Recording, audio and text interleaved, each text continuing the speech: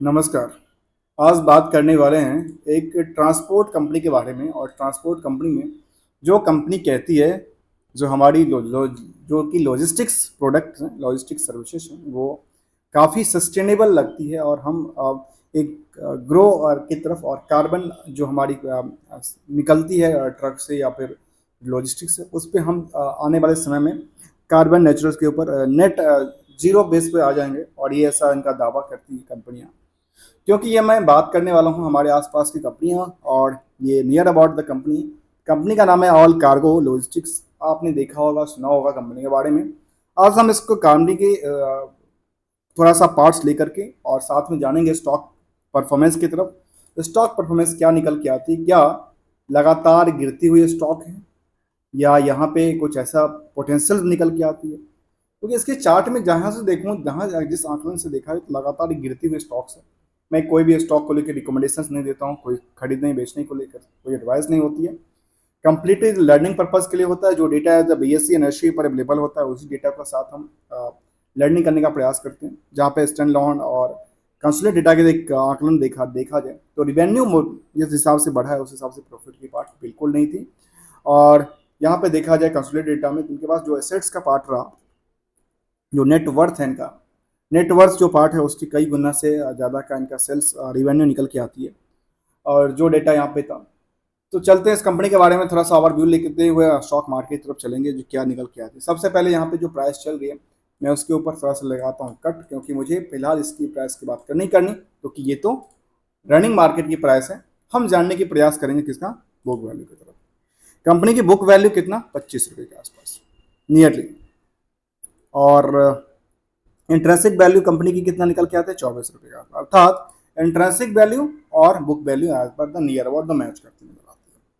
अब आती है दूसरी बात, जो इसका डेट इक्विटी क्या है, क्योंकि ये बड़ा इंपॉर्टेंट टॉपिक होता है। तो कंपनी डेट्स फ्री है, डेट्स फ्री नहीं है। तो यहाँ पे देखा है कि डेट्स इक्विटी रेशियो केवल 0.73 के आसपास, और करंट रेशियो भी काफ़ी कम है, 1.08 के आसपास। अब आते हैं इंडस्ट्रियल की पोटेंशियल की तरफ। पोटेंशियल से पहले प्राइस टू बुक वैल्यू देखें।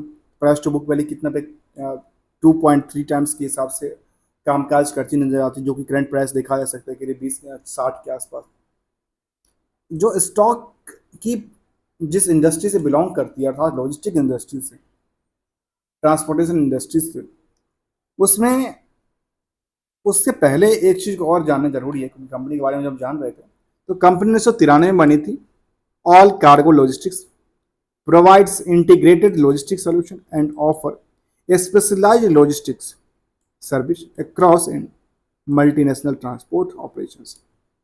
ये इनका क्या निकल के आया, multi inlands, container depot, container freight station operation, contract logistics operations and the project and the engineering solution. अर्थात जिस तरह की इनकी खास कर कंटेनर और बाकी सारी चीज़ों को देखा जा सकता है इस लॉजिस्टिक्स में निकल के आती है। जो हम बात करें इंडस्ट्री की पोटेंशियल की, तो वो 39 के आसपास। और इस कंपनी को पोटेंशियल उसके बेसिस पे थोड़ा सा ज़्यादा मिला है, और वो पोटेंशियल है 45 के आसपास। इस बेसिस में देखा जाए तो आर जो है, ROC करीब 3.15% है। और ROE की बात करें तो 4.83। अब इन सब के पीछे EPS की चर्चा करें, तो EPS निकल के आती है 1.52 के आसपास। जो प्रोमोटर्स है इस कंपनी का, उसका होल्डिंग है करीब 70% के आसपास। और इसका कोई होल्डिंग जो है प्लेस नहीं है। डिविडेंड डील के बाद हम डिविडेंड 1.35, और इन सब के पीछे जो कहानियां हैं, उसके पीछे फेस वैल्यू केवल और केवल 2 रुपये। अर्थात एक समझने के लिए, 2 रुपये के फेस वैल्यू, बुक वैल्यूज 25 रुपये के आसपास, इंटरेस्टिंग वैल्यूज 24 रुपये के आसपास, और मार्केट प्राइस 60 के आसपास। Dividend deal day 1.3। अब आते हैं कंपनी की मार्केट की तरफ, रिएक्शन। मार्केट की तरफ आप देखें तो 60 रुपये के आसपास प्राइस है। अब 52 वीक की तरफ एक बार नजर डालते हैं। 52 वीक में कहाँ तक गए थे स्टॉक्स, 52 वीक में 97 रुपये तक प्राइस था इसका, एक साल पहले की बात। अभी इसका प्राइस सबसे बॉटम पे, अर्थात लोअर साइड में काम कर सकते हैं। आखिर क्या है कंपनी में जो इसकी लगातार प्राइस में लगातार गिरावट आ रही है, इसकी स्टॉक प्राइस में। अब आते हैं इसकी चार्ट बेसिस में। यहाँ पे एक साल की चार्ट हम लेने का प्रयास करें, एक साल की चार्ट में क्या नहीं निकल के आती है, जो स्टॉक में नियरली कई बार इसमें एवरेज प्राइस के पास आई थी स्टॉक, और जब भी आई थी उसके बाद क्या निकल के आती है, उसके बाद एक सस्टेन करती नजर आई थी, लेकिन दोबारा इसकी हालत ये है, ये सस्टेन नहीं कर पाती है। एक छोटा सा पीरियड के टाइम फ्रेम के हिसाब से देखा जाए, ये टाइम फ्रेम है दिसंबर, और दिसंबर के बाद टाइम फ्रेम है मार्च, अर्थात इन क्वार्टर में दिसंबर टू मार्च में, अर्थात 4 महीने का मान लेता हूँ, इन 4 महीने में अच्छी खासी रैली दिखा रही थी स्टॉक, उसके बाद दोबारा गिरावट आई, थोड़ी सी दोबारा चलती है और गिराता है। मतलब यहाँ पे नॉर्मली ये देखा जा सकता है कि यहाँ पे कोई इन्वेस्टमेंट का पर्पस जो है लंबे पीरियड के लिए तो स्टेबल नहीं हो पाती है, खरीदने बेचने के पर्पस से ट्रेडर्स के अट्रैक्शन के बेसिस पे चलती नजर आती है। जब 3 महीने के चार्ट को भी आकलन करके देखें तो 3 महीने के चार्ट में लगातार एक गिरावट वाली सिचुएशन निकल के आती है, और आप चार्ट में ही देख पा रहे हैं, जो हमने अपर साइड और अपर कट टाइम फ्रेम के हिसाब से डेटा लिया, इसमें कई बार सेम प्राइस के आसपास आई थी स्टॉक्स, लेकिन वो सस्टेन करती नज़र नहीं आती। और इसी आंकलन से देखा जाए, यदि चढ़ती भी है मार्केट तो इसी आंकलन के हिसाब से रहेगी मार्केट, क्योंकि सस्टेन इसी के आकार में करती नजर आती है, क्योंकि इसी का एक बेस मान लीजिए जो पे और स्टॉप की तरफ, या फिर उसको एक सस्टेन करती नजर आती है जहाँ पे रेजिस्टेंस की बात करती नजर आती है। अब आते हैं इसकी थोड़ा सा फंडामेंटली हाईलाइट की तरफ। फंडामेंटली हाईलाइट में निकल के आती है जिसका लेटेस्ट अपडेट क्या था, अभी 10 तारीख को लेटेस्ट अपडेट था न्यूज़पेपर पब्लिकेशंस, और उससे पहले अर्निंग्स कॉल ट्रांजेक्शन जो कि बेटिंग वगैरह की बात हुआ होगा, उसमें कुछ खास नज़र नहीं आता, इसलिए हम इस पर ज़्यादा फोकस नहीं करने वाले हैं। न्यूज़ पेपर पब्लिकेशन का एक नज़र डालने का प्रयास करते हैं, क्योंकि लेटेस्ट अपडेट में ये निकल के आती है। तो कंपनी ने कहा कि share holder propose to transfer of the equity share to the investor education fund, मतलब जो भी था ये अपनी शेयर को इन्वेस्टर एजुकेशन फंड में ट्रांसफर करना चाहते हैं, बस यही इन्फॉर्मेशन निकल के आई थी, बाकी और कुछ ऐसा चीज़ निकल के नहीं आया। अब आते हैं कॉर्पोरेट एक्शन। कंपनी 2024 में एक बोनस इशू देती है, अभी जनवरी में कितना बोनस देती है, 3 शेयर के बदले 1 शेयर देता है, अच्छी बात है, कम से कम कुछ तो देता है। इससे बड़े इंटरम डिविडेंड पे देती है, स्पिन ऑफ भी किया था कंपनी ने 23 के अंदर।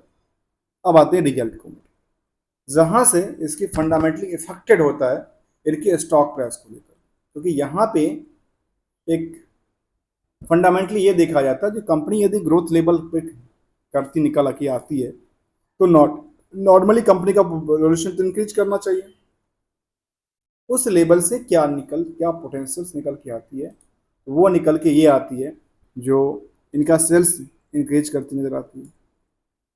प्रॉफिट गिरावट में है, जिसके वजह से क्या हुआ, नेट ऑपरेटिंग प्रॉफिट मार्जिन भी गिरावट और नेट प्रॉफिट मार्जिन, मतलब ये यहाँ पे केवल एक फैक्टर को छोड़ के जो लास्ट के 3 फैक्टर हैं सब के सब डिक्लाइन करती नजर आती है।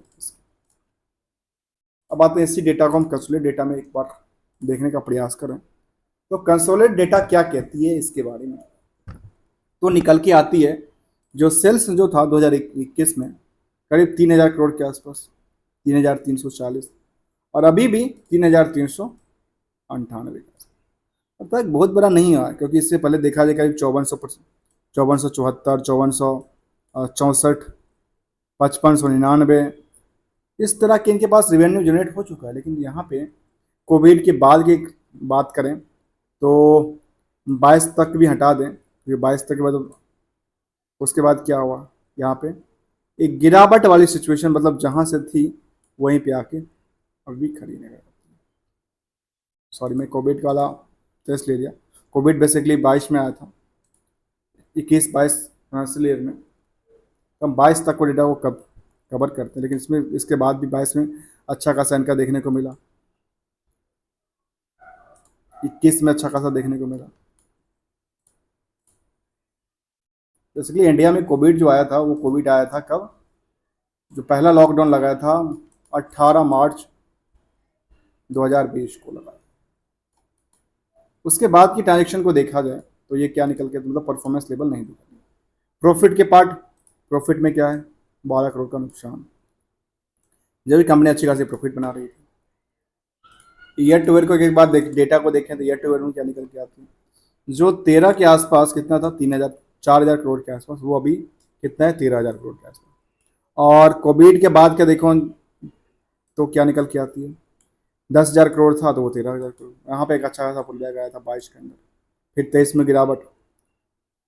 और इसकी कुछ हिस्टोरिकल डेटा की तरफ देखा जाए तो 17 में थोड़ी कम, 18 में जंप, 19 में उससे ज़्यादा जंप, मतलब यहाँ तो सस्टेन, धीरे धीरे सस्टेन करती नजर आती थी। उसके बाद यहाँ पे, यहाँ तक अच्छा खासा देखने को मिला था, उसके बाद यहाँ पे गिरावट देखने को कब से मिली, 23 के बाद बिजनेस में की गिरावट देखने को मिली सेल्स। प्रॉफिट क्या कहती है, प्रॉफिट भी काफ़ी गिर गया, क्योंकि जो प्रॉफिट करीब 1,000 करोड़ के आसपास तक पहुंचा था, वो प्रॉफिट सीधे धड़ाम से गिरती नजर आई, 140 करोड़ पे आकर अटक पड़ी। हिस्टोरिकल डेटा क्या कहती है इसके बारे में, हिस्टोरिकल डेटा कहती है जो कंपाउंडेड सेल्स इसका डिक्लाइन करती नजर आती है, कंपाउंड प्रॉफिट भी डिक्लाइन करती नजर आती है, प्राइस सीएजीआर के हिसाब से डिक्लाइन करती नजर आती है। रिटर्न ऑन इक्विटी की तरफ ध्यान दिया जाए तो रिटर्न इक्विटी भी थोड़ा सा एवरेज ठीक है, बाकी कुछ गलत। ये थोड़ा सा पार्ट्स ऑफ था कंपनी की फंडामेंटली का। अब इसी को समझने का प्रयास करेंगे कहाँ पे, हम चार्ट में देखें, एक बार एक नज़र डालें, चाहे स्टैंड अलोन के डेटा हो या कंसोलिडेटेड डेटा की बात करें, तो जिस हिसाब से इनका रिवेन्यू मॉडल इंक्रीज किया, उस हिसाब से इनका प्रॉफिट पार्ट इंक्रीज नहीं कर पाई। अब आते हैं जहाँ पे चार्ट हमने देखा कि चार्ट लगातार इसकी एक डिक्लाइनिंग करती नजर आती है, चार्ट जब भी जहाँ से देखें डिक्लाइनिंग करती नजर आती है। शेयर होल्डर तरफ हम ध्यान देने के प्रयास करें तो शेयर होल्डिंग क्या कहती है इसके बारे में, शेयर होल्डिंग के बारे में कहती है करीब करीब 70% होल्डिंग प्रमोटर्स और 30% होल्डिंग इज पब्लिक। पब्लिक क्या सोचती है इस कंपनी के बारे में, पब्लिक में अर्थात खास के मैं फोकस करता हूँ कहाँ पे, अपने डीआई के ऊपर। पता नहीं डोमेस्टिक इंस्टीट्यूशनल इन्वेस्टर्स जो कि इंडिया में चाहे इंश्योरेंस कंपनी हो या म्यूचुअल फंड कंपनी हो, एसआईपी कंपनी हो या वेल्थ मैनेजमेंट कंपनी, जो कि पैसा एक मार्केट से लेकर के और स्टॉक मार्केट में पैसा लगाता है, उसी की मार्जिन आपको भी देता है और वो खुद भी रखता है, जो कि फंडामेंटली स्टॉक को एक अच्छे से पकड़ता है, जिसके पास सारे के सारे रिसोर्सेस हैं पकड़ने के लिए और अच्छे रेट पे भी लेता है। तो इसमें शेयर होल्डिंग तरफ ध्यान दिया तो प्रमोटर्स के पास जो होल्डिंग थी, प्रमोटर्स में कुछ नाम है, शशि किरण सेठी वगैरह, जो कि इनकी सेठी 61% की होल्डिंग वगैरह, सेठी परिवार की फैमिली है, मतलब फैमिली सब सेठी फैमिली की कंपनी है। एफआई की तरफ देखें तो एफआई यहाँ पे सेम एज कुछ पर अब मोमेंटल नहीं था, कुछ 2-3 क्वार्टर के हिसाब से देखा जाए तो लगातार इसी के पास बना हुआ है। डीआई की तरफ ध्यान दें तो डीआई कुछ ज़्यादा नहीं है, क्योंकि डीआई के अपॉर्सन कुछ नहीं है, क्योंकि डीआई 3% मान लेते हैं, और जो पब्लिक की पोजीशन है वो 16% के आसपास निकल के, उसमें से एक निकल के आती है मुकुल महावीर निकला अग्रवाल, जो कि एक इसके बारे में शायद आप पता होगा आपको, आप जानते होंगे, नहीं तो इनकी ये बेसिकली सुपर इन्वेस्टर के तौर पे कामकाज करते हैं। इनकी ढेर सारा कंपनी में इनकी स्टॉक्स हैं, आप देखेंगे इनके पास लिस्ट में शेयर होल्डिंग पैटर्न कहाँ कहाँ पे है, एजीएल, ग्रीन पैक और ढेर सारे कंपनी इनके पास कुछ ना कुछ बड़ी बड़ी इन्वेस्टमेंट करके रखे हुए हैं, वैसे ही कोई कमी नहीं है, सुपर इन्वेस्टर के तौर पे कामकाज करती नजर आती है। ये इनके पास एक सुपर इन्वेस्टर, बाकी इनमें पोटेंशियल्स कुछ क्या बात करूँ, इनका भी जो पोजीशन है वो पोजीशन क्या बना के बैठे हैं या कुछ फेरबदल करते हैं, इनकी पोजीशंस लगातार उसी के आसपास बनी हुई है, इसमें कोई फेरबदल नहीं हुआ इनकी पोजीशन में। तो इसके हम समझने का प्रयास करें तो यहाँ पे रेशियो की तरफ देखें तो करीब 62 दिन में पैसा देता है। डेटर्स की तरफ ध्यान दें तो डेटर्स क्या कहती है इस कंपनी के बारे में, डेटर्स के पैसे कितने दिन में आते हैं इनके पास, करीब करीब। अब यहाँ पे एक बात निकल के आती है, करीब 2228 करोड़ का डेटर्स है और सेल्स कितना का था, 13,000 करोड़ का, 2228, 13,000 करोड़ में देखिए कितने परसेंट की होती है, 10, नियरली 15% से ज़्यादा। ये क्या है, यहाँ पे इनके पैसे फंसे हुए जो कि 60 दिन के बाद पैसे मिलेंगे। इनकी रेशियो क्या देखा जाए, 15% के आसपास। अब आगे क्या कहती है कंपनी के बारे में, कुछ और इन्फॉर्मेशन की तरफ। एज ऑन डेट में कंपनी के परफॉर्मेंस लेवल जिनके पास पोर्टफोलियो में रही होगी, चाहे वो मुकुल महावीर बाड़ी क्यों ना हो, उनके पोर्टफोलियो में 10 तक साल में तो करीब 175% का जम देता है, 5 साल में 121% का जम देता है, 3 साल में 49% का जम देता है, लेकिन बाद में डिक्लाइनिंग करती है क्योंकि इनकी पोजीशंस जो है लगातार क्या हुई, चार्ट में लगातार एक क्या हुआ सिचुएशन क्या निकल के आती है, लगातार गिरने वाली सिचुएशन देखने को मिलती जा रही है और ये सस्टेन कर नहीं पाती है। जब अक्सर लोग सोचते हैं कि यार सस्टेन, ये इसके आसपास एवरेज पैसा आती है तो मार्केट यहाँ से बुलिश हो सकता है, क्योंकि इससे पहले भी आज मार्केट एवरेज के आसपास यहीं के आसपास खड़ा था, लेकिन ऐसा हो नहीं पा रहा। इस लेवल के आसपास आने के बाद ये सस्टेन करती नहीं है, लगातार गिरावट की पोजीशन में बनी रही है, स्टॉक्स नज़र आती है जो कि इसके चार्ट दर्शाते हैं। हमने समझने का प्रयास किया कंपनी के बारे में और इसके साथ साथ देखा जाए कुछ और चीज़ों को, क्योंकि पीयर्स कंपनी की एक तरफ निहान है। पीयर्स कंपनी में container corporations, daily valley, TVS, transport corporation, gateway, VRR logistics, सबकी बात धीरे धीरे करेंगे। और यहाँ पे डेटा के देखा बीएससी के ऊपर तो क्या नाम निकल के आती है, कॉन्कर्स आती है। Conquer is a good performance stock in the government side. VRL logistics and TVS logistics की बात कर रहे हैं। हम समझने का प्रयास करेंगे आगे चल करके बाकी सारे कंपनियों को भी, और एक एवरेज समझने का प्रयास करेंगे ये चारों स्टॉक में कौन सा स्टॉक की परफॉर्मेंस कितनी अच्छी निकल के आती है, क्या करती है, कैसे नहीं करती है, हमने समझने का प्रयास किया। अभी तक आपने चैनल को सब्सक्राइब नहीं किया है, प्लीज़ चैनल को सब्सक्राइब कीजिए और बेल आइकन को दबाइए, क्योंकि आपके पास इसी तरह के लेटेस्ट वीडियो जहाँ पे हम फंडामेंटली टॉपिक से लेकर चार्ट की हाईलाइट तक समझने का प्रयास करते हैं। साथ में बिजनेस और फाइनेंशियल अवेयरनेस और स्टॉक मार्केट लर्निंग से रिलेटेड सारे कुछ ना कुछ इन्फॉर्मेशन जो एक बेहतर अवेयरनेस के तौर पे ले जा सकता है। Thank you so much for joining here.